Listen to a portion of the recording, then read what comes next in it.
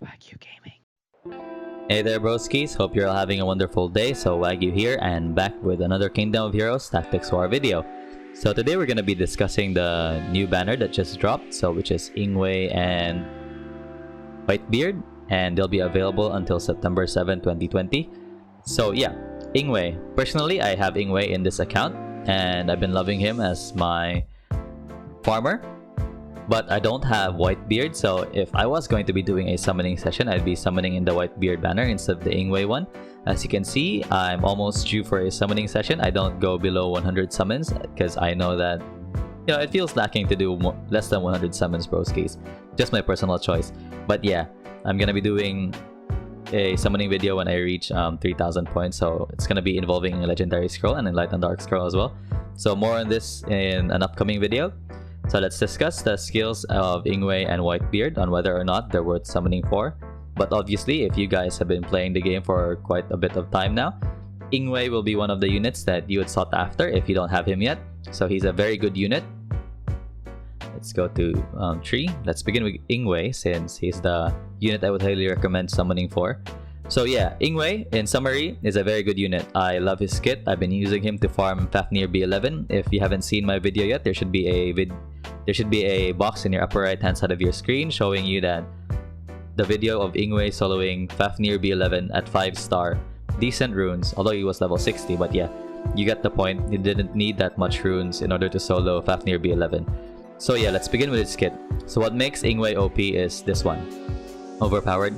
Well, basically his whole kit is overpowered, but yeah, this is what I believe is the trigger point of what makes Ingway very good. So this skill gives, aside from the 10% accuracy, he has a 35% chance, broskies, to counter attack when receiving an enemy's melee attack. And then after this, his normal skill that he counters attack with is this one, Oncoming Chaos. So successful hits transfer 1 debuff from yourself to enemy's hit. Okay, so take note of that. When he hits the enemy with his counter attack, he transfers debuffs to them. Okay, broski, so think about that. And aside from this skill is an AoE attack. So meaning, when he does this, if there are lots of units surrounding him, all the debuffs from him will be transferred. And after that, it'll be triggering this skill, which is Power Rejuvenation. So if Ingway doesn't have any active debuff at the end of turn, he recovers 12% of HP loss. So he basically heals. And last but not the least, he also has this skill, which gives a heal block and alongside a recovery. So basically, he doesn't die. He's very hard to kill. Okay, broskies? So yeah, I would highly recommend summoning for Ingway, and he's a very good unit. Personally, I have him built up. Although not that good since I've been focusing on other units as well. So yeah, this is my Ingway right now, and these are his stats. He has 5k HP. He's not that good, but he's been doing well for me, especially in Fafnir B11 and the rest of the Awakening dungeons. So yeah, that's Ingway for you, broskis, and I highly recommend getting Ingway if you don't have him yet. So next, we discuss Whitebeard. So Whitebeard. Personally, I don't have Whitebeard, and if I was going to be doing a summoning session with my almost 3,000 crystals, I'll be summoning for the Whitebeard banner. Just because I want to do a summoning video, okay? But to be honest, if I summon for Whitebeard, I don't have plans of building him in the near future. I don't see myself building him, but okay, his kit is decent. I read through his kit and it's pretty good, but he falls a bit short of Ingway's caliber, so that's my opinion on him.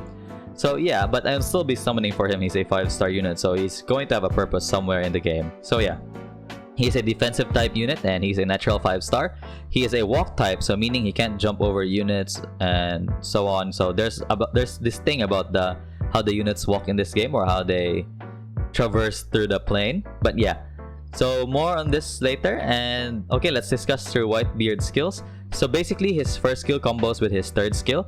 So the third skill, Fire Support, the skill damage increases when the enemy's hit has lesser remaining HP.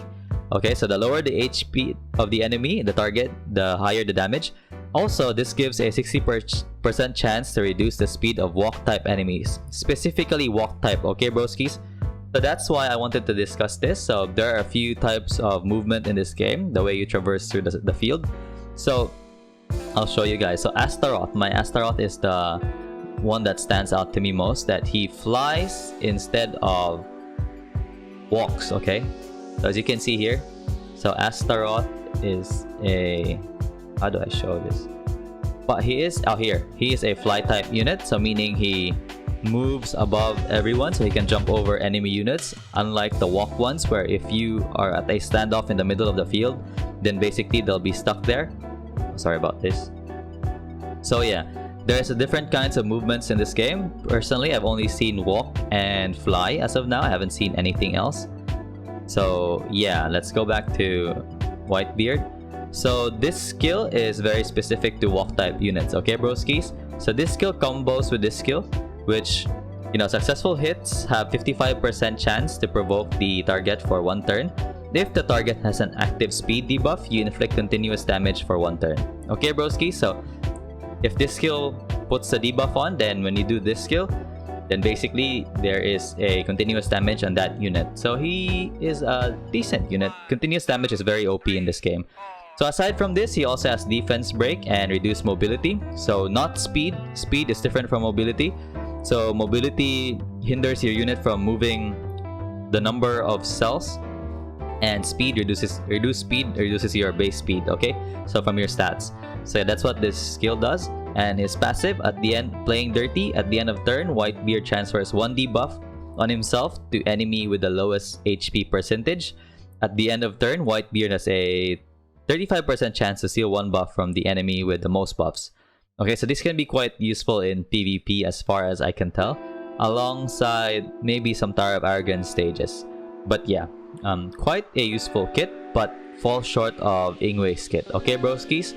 So I'm on the fence if whether or not to summon for Whitebeard, but having already have Ingway in my collection, I would personally go for him. But if you don't have Ingway, then go ahead and summon for Ingway. I highly recommend Ingway between the 2 banners. Okay, broskis? So yeah, just a short video today on the discussion of whether to summon for the banners or not. But yeah, that's it for this video, and I'll be doing an account update soon, so stay tuned for that. I'll be telling you guys how I've done so far in my first 2 weeks of playing this game. So yeah, thank you so much for tuning in, and see you in the next video.